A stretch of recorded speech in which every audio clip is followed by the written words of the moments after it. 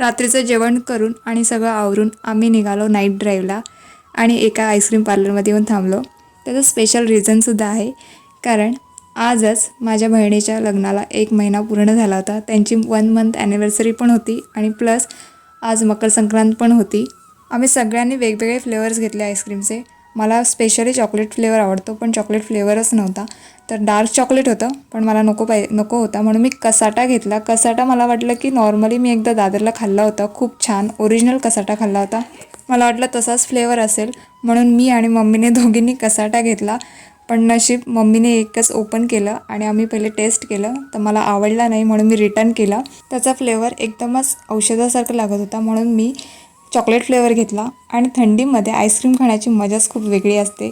कोणाकोणाला थंडीमध्ये आईस्क्रीम खायला खूप आवडतं, त्यांनी मला कॉमेंटमध्ये रेड हार्ट्स द्या. आईस्क्रीम खाण्यात आम्ही इतके दंग होतो की आईस्क्रीम देणारा आमच्या ओळखीचाच आहे.